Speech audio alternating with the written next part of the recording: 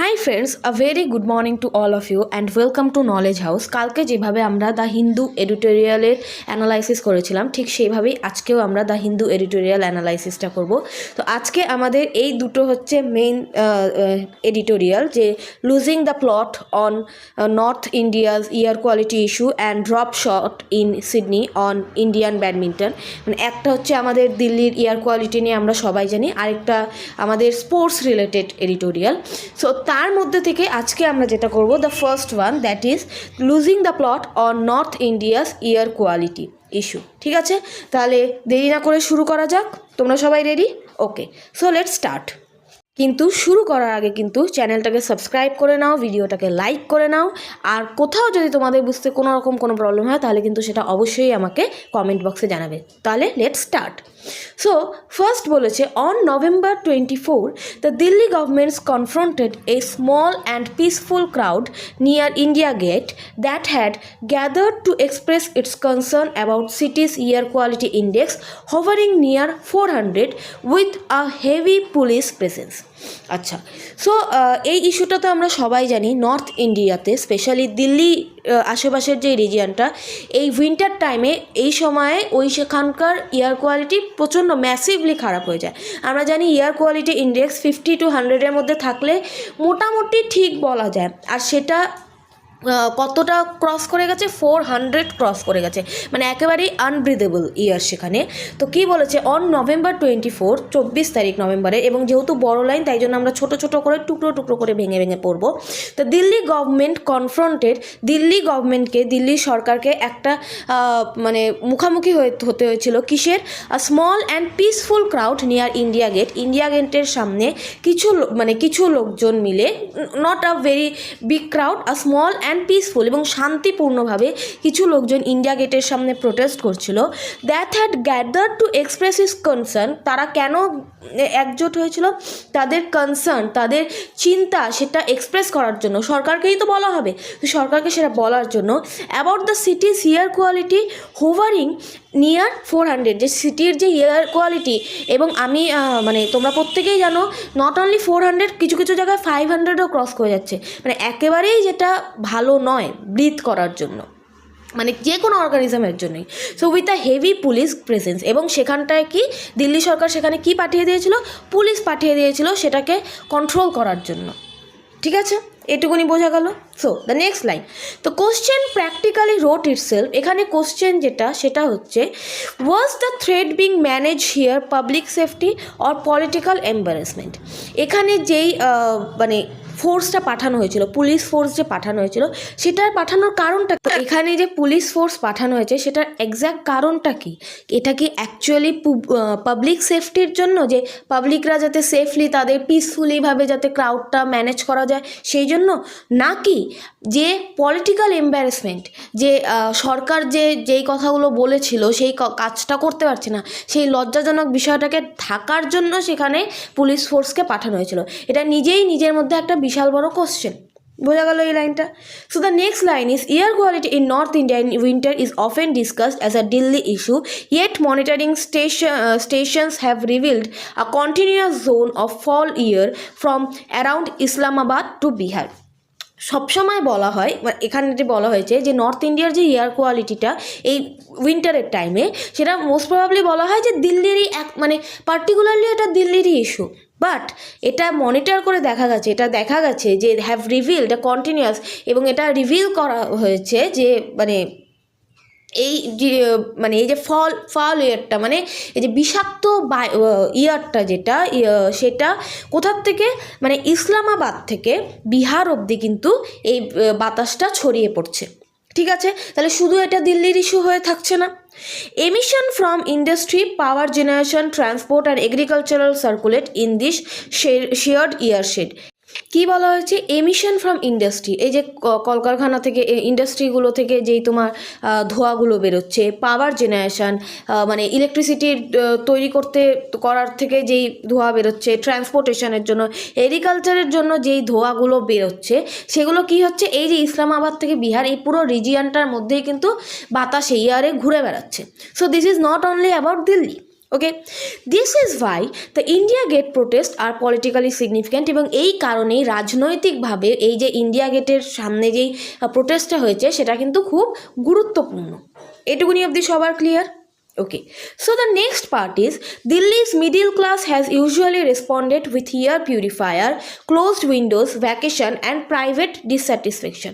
দিল্লির যে middle class ফ্যামিলিসগুলো আছে তারা কি করে, নর্মালি কিভাবে রেসপন্স করে, তারা এয়ার পিউরিফায়ার কিনে নেয়, ঠিক আছে, জানলা বন্ধ রাখছে, এবং যাদের পক্ষে সম্ভব হচ্ছে তারা ভ্যাকেশনসে চলে যাচ্ছে, এবং নিজেদের প্রাইভেটলি যে অসন্তোষের কারণ হচ্ছে যে হ্যাঁ নিজেরাই মনে মনে যে একটা ক্ষোভ একটা ব্যাপারটা রাখছে, বাট অ্যাপারেন্টলি নট এনিমোর, কিন্তু আপেক্ষিকভাবে এখন মনে হচ্ছে, অ্যাপারেন্টলি কথাটার অর্থ আপেক্ষিকভাবে এখন মনে হচ্ছে যে না এইভাবে আর বেশি দিন নয়।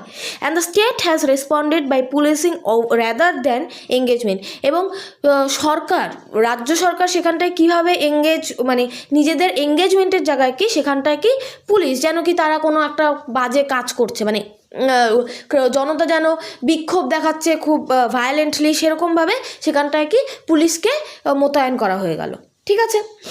ডিপ্লয়িং Rapid Action Force unit shows that the government treat this gathering as law and order than a governance problem. এটা যে সরকারেরই একটা প্রবলেম, সরকার এখানটা ঠিক করে ব্যাপারটাকে মানে ম্যানেজ করতে পারেনি, যার জন্য দিল্লির, এটা তো রাতারাতি কোনো ঘটনা না যে একদিনের মধ্যেই বা এক রাতের মধ্যেই এয়ার কোয়ালিটি ভালো হয়ে যাবে, তাই না? সরকার এখানটায় এইভাবে র্যাপিড ফোর্স যে পাঠিয়ে দিয়েছে তাতে এটা বোঝা যাচ্ছে যে তারা যেন এটাকে ল অ্যান্ড অর্ডার মনে করছে, যে এখানটায় কিছু অশান্তি হচ্ছে সেই কারণে এখানটায় এভাবে র্যাপিড ফোর্স পাঠানো হয়েছে, যেটা কিনা দরকার ছিল না, কারণ খুব শান্তিপূর্ণভাবে লোকেরা এখানটায় প্রোটেস্ট দেখাচ্ছিল। হলো, the next line is north India's winter smoke is the most visible part of a wider national crisis. এটা কিন্তু একটা জাতীয় সংকট হিসেবেই দেখা উচিত, কারণ এই যে নর্থ ইন্ডিয়া, মানে এটা শুধু যে নর্থ ইন্ডিয়ার ব্যাপার না, সেটা আমরা একটু আগেই বললাম যে ইসলামাবাদ থেকে বিহার অবধি অনেকটা রিজিয়ন জুড়েই কিন্তু এই প্রবলেমটা চলছে। Long term analysis of particulate pollution such as the air quality life index have শোন that unsafe air is now the norm of most of India. তো লং টার্ম অ্যানালাইসিস করে দেখা গেছে, অনেক দিন ধরে অ্যানালাইসিস করে দেখা গেছে যে এয়ার কোয়ালিটির লাইফ ইন্ডেক্স, এই যে ইন্ডেক্সটা মানে বেরোয়, সেটাতে দেখা গেছে যে এখন কিন্তু মোস্ট অফ দ্য ইন্ডিয়াতেই এই যে আনসেফ এয়ার, যেটা কিনা আমাদের জন্য ক্ষতিকারক, সেটা কিন্তু মোস্ট অফ দ্য ইন্ডিয়ারই এখন এটা একটা প্রবলেম হয়েছে। এটুকুনি ক্লিয়ার? ওকে, এইটুকু অবধি কারো কোনো প্রবলেম থাকলে বলো। যদি কারো কোনো প্রবলেম থাকে তাহলে অবশ্যই সেটা আমাকে কমেন্ট বক্সে জানিও। তো আমরা নেক্সট পার্টটায় মুভ করছি। নেক্সট পার্টে কী বলেছে দেখো, and that present regulation, monitoring and enforcement arrangements are insufficient across states and sectors। এবং এখনের যে রেগুলেশনগুলো, এখনের যে নিয়ম কায়দাগুলো আছে, যেভাবে মনিটর করা হচ্ছে, যেভাবে যেই জিনিসগুলোকে যেই এনফোর্স করা হচ্ছে, যেই অ্যারেঞ্জমেন্টগুলোকে, সেগুলো ইনসাফিসিয়েন্ট, মানে সেগুলো পর্যাপ্ত নয়। এই যে প্রবলেমটা আছে, যেই দিল্লির এয়ার কোয়ালিটির যে এত বাজে অবস্থা, সেইটা পর্যাপ্ত নয় এখনের যেই নিয়ম কায়দা আদবগুলো মানে মোতায়েন করা আছে, ঠিক আছে। So the next part is treating the problem as a seasonal emergency in the face of evidence pointing to a permanent condition demanding permanent institution has encouraged only burst of action। কি বলা হচ্ছে, treating the problem as a seasonal emergency. হ্যাঁ, এটা তো শীতকালে, এই শীতের সময়টুকুনি এই 3-4 মাসেই তো থাকে, বাকি সময় তো সব ঠিক থাকে, সেটা করলে হবে না। In the face of evidence pointing to a permanent condition, এটা কি বোঝাচ্ছে যে এটার একটা পার্মানেন্ট কন্ডিশন, মানে একটা কি বলবো, একটা লং টার্ম একটা সলিউশন চাই। ডিমান্ডিং পার্মানেন্ট ইনস্টিটিউশন, একটা পার্মানেন্ট এরকম একটা কোনো ইনস্টিটিউশন চাই। Has encourage only burst of action, যেখান থেকে শুধু আমরা মানে যেখানে এমন কাজ করা হবে যার জন্য কিনা এই প্রবলেমটা কিন্তু আর থাকবে না। ধীরে ধীরে ধীরে ধীরে প্রবলেমটার সলিউশন খুঁজে বার করা যাবে। The airshed is the primary unit of government. তাহলে এখানে বলা হয়েছে যে ইয়ারশেডটা, যে ইয়ারটা আছে, যেটা কিনা তোমার মানে ইসলামাবাদ থেকে বিহার অবধি এই এয়ার কোয়ালিটিটাকে নিয়েই কিন্তু এখন সরকারের এটা মেন মাথা ব্যথা বা মেন কনসার্ন কিন্তু এখন এটাই হওয়া উচিত। এরকম না যে শীতকাল আসলে পরেই, উইন্টার আসলে পরেই আমরা তখন একটা প্রম্পট কিছু একটা ডিসিশন নিয়ে নেব, এইভাবে করে এটার সলিউশন হবে না। এটা আগের থেকেই প্রোঅ্যাক্টিভলি এটার মানে এটাকে নিয়ে চিন্তাভাবনা করে এটাকে নিয়ে একটা কাজ করতে হবে, যেটা কিনা একটা পার্মানেন্ট সলিউশন হিসাবে কাজ করবে। আশা করি এইটুকুনি প্যারাগ্রাফ অবধি সবার ক্লিয়ার। তাহলে আমরা নেক্সট পার্টটায় মুভ করতে পারি এবার। So the next part is today authority is split among central ministries, state department, municipal bodies and specialized regulators, each with partial jurisdiction and mixed incentive। এখানে কি বলা আছে, অথরিটিস মানে যাদের হাতে পাওয়ার আছে সেটা ভাগ করা আছে, যে সেন্ট্রালের কিছু সেন্ট্রালের হাতে কিছু মন্ত্রীরা আছে, কিছু স্টেটসের হাতে আছে, কিছু মিউনিসিপ্যাল বডিজের কাছে আছে, কিছু স্পেশালাইজড রেগুলেটরস যাদের, তাদের সব প্রত্যেকের হাতে কি ভাগ করে দেওয়া আছে। ঠিক আছে, the Commission of Air Quality Management was created to address this fragmentation and is empowered to direct emission control, coordinate among states and agencies and impose sanction.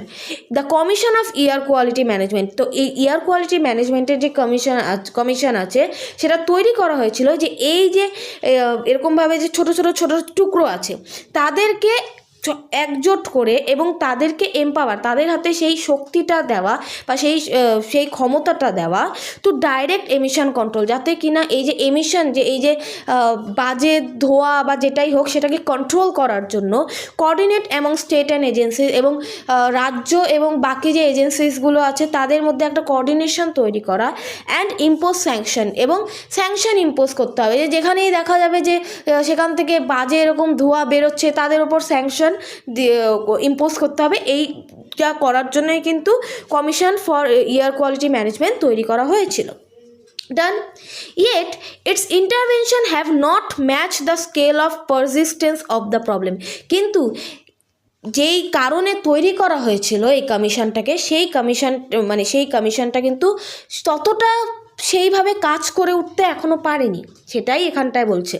ঠিক আছে, its task now is to use its mandate to require time bound sectoral plans from government and major emitters, track compliance through continuous monitoring and ensure data is in public। বলা হচ্ছে এই যে commission আছে, কমিশনের যে হাতে যে পাওয়ারটা আছে সেটা কিসের জন্য ইউজ করতে বলা হয়েছে, সেটা ইউজ করতে বলা হয়েছে যে যেই ইন্ডাস্ট্রিজগুলো আছে বা যেই অর্গানাইজেশনগুলো আছে যেগুলো কিনা এরকম বাজে এমিশনগুলো, ঠিক আছে, সেটা করে, তাদের কি করতে হবে, তাদেরকে করতে হবে তাদের একটা রিকোয়ার্ড টাইম বাউন্ডের মধ্যে একটা সময় বেঁধে দিতে হবে। সেই সময়ের মধ্যে তাদের যে রুলস রেগুলেশনগুলো তাদেরকে বুঝিয়ে দিতে হবে এবং কন্টিনিউয়াসলি তাদের ওপর মনিটর করতে হবে যে তারা কি সেই রুলস রেগুলেশনগুলো আদৌ ঠিকভাবে মেনে চলছে, এবং সেই ডেটাগুলোকে পাবলিকের সামনে মানে পুরো ট্রান্সপারেন্সির সাথে পাবলিকের সামনে আনতে হবে। ডান। The next line is government should also abandon technical quick fixes, এবং সরকারকে এই যে মানে এখন প্রবলেম এক্ষুনি এটার সলিউশন করে দেবো, এই যে মানে টেম্পোরারিভাবে যেই টেকনিক্যাল যেই কুইক ফিক্সেসগুলো যেটা কিনা আলটিমেটলি লং লাস্টিং হয় না, সেগুলো মানে চিন্তাধারাটাকেই কি ত্যাগ করতে হবে। ওকে, অ্যাবান্ডন মানে কি ত্যাগ করা, বাদ দিতে হবে। This measures consume public funds and administrative bandwidth while leaving the main source of emission intact. এটা কি করে, পাবলিকের, কারণ সরকার টাকা কোথার থেকে পাচ্ছে, পাবলিকের টাকা, ট্যাক্সের টাকা, তো পাবলিকের এখানে টাকাটাও কি বলে তোমার কনজিউম হচ্ছে, টাকাটাও তোমার একটা জায়গায় লেগে যাচ্ছে, এবং অ্যাডমিনিস্ট্রেশনের যে রিসোর্সগুলো সেগুলোও লাগছে, কিন্তু যেটা মেন অ্যাকচুয়াল প্রবলেম এমিশনের, এই যে বাজে ধোঁয়াটা বেরোচ্ছে সেটার প্রবলেমটা ইনট্যাক্ট থেকে যাচ্ছে, সেটার কোনো হেলদোল হচ্ছে না। এই মানে আজকে হচ্ছে তো মানে আজকে প্রবলেম দেখা যাচ্ছে, তো আজকেই কিছু একটাভাবে কোনো রকমভাবে মানে ধামাচাপা দেওয়ার চেষ্টা করা হচ্ছে, বাট নেক্সট দিন আবার সেই প্রবলেম থেকে যাচ্ছে। তো যাতে পাবলিকের ফান্ডটাও ঠিকঠাকভাবে মানে ইউজ করা হয় এবং অ্যাডমিনিস্ট্রেশনের যে রিসোর্স সেটাও যাতে, ব্যান্ডউইথ মানে কি রিসোর্স, ঠিক আছে, সেটাও যাতে ঠিকঠাকভাবে ইউজ করা হয়, তাই জন্য কি করতে হবে, একটা লং টার্ম স্টেপ তাহলে নিতে হচ্ছে। ঠিক আছে। তারপরে নেক্সট পার্টটা কি বলেছে যে the focus should be on intervention in power industry transport construction and agriculture with titre norms and real enforcement time bound retirement or retrofitting of pollution plants support for cleaner fuels and technologies and credible alternatives for farmers burning crop residue আবার এত বড় একটা line আমাদেরকে ছোট ছোট ছোটোভাবে ভেঙে সেন্টেন্সটাকে পড়তে হবে কি বলেছে the focus should be focus কিসে থাকতে হবে সরকারের সেই সব জায়গায় সরকারকে পদক্ষেপ নিতে হবে যেখানটায় পাওয়ার ইন্ডাস্ট্রি ট্রান্সপোর্ট কনস্ট্রাকশন এগ্রিকালচার এইসব সেক্টরে কী করতে হবে আরও টাইটার নর্মস আরও শক্ত রেগুলেশন আরও স্ট্রিক্ট রেগুলেশনস রুলস বানাতে হবে সেই সবের জন্য এবং রিয়েল এনফোর্সমেন্ট এবং সেগুলোকে ঠিক করে ইমপ্লিমেন্ট করতে হবে ঠিক আছে এবং টাইম বাউন্ড রিটায়ারমেন্ট যে 5 বছর এই জিনিসটা চলবে তারপরে যদি এটা আবার পলিউশন বেশি করে তাহলে এটাকে চেঞ্জ করে দিতে হবে একটা টাইম বেঁধে দিতে হবে ওকে অ্যান্ড তারপরে বলেছে কি retirement or retrofitting of pollution plants এবং যেই সব প্ল্যান্টসগুলো এইসব অর্গানাইজেশনগুলো বেশি পলিউশন হচ্ছে সেগুলোকে কি বলতে হবে হয় সেগুলোর কম্পোনেন্টসকে চেঞ্জ করতে হবে বা অন্য কোনোভাবে যাতে সেগুলোর থেকে এমিশন কম বেরোয় সেটা দেখতে হবে সরকারকে এবং সাপোর্ট করতে হবে কি ক্লিনার ফুয়েলস যেগুলো আমরা সিএনজি টাইপ যেগুলো ইউজ এখন হচ্ছে সেই টাইপের সেগুলোকে সাপোর্ট করতে হবে and technologies and credible alternative এবং এমন বিশ্বস্ত কিছু অল্টারনেটিভস ফার্মারদের বলতে হবে যাতে কিনা তারা তাদের শস্যের যে রেসিডিউটা পোড়াতে পারে ডান তাতে কী হবে ফার্মার্সদের জন্যও সুবিধা হবে এবং সেই সব ক্রপস বার্নিংয়ের জন্য যেই এমিশনটা হয় যেই এয়ার পলিউশনটা হয় সেটাও হবে না okay so the next line is these solutions will take time to manifest but only they will lead to lasting changes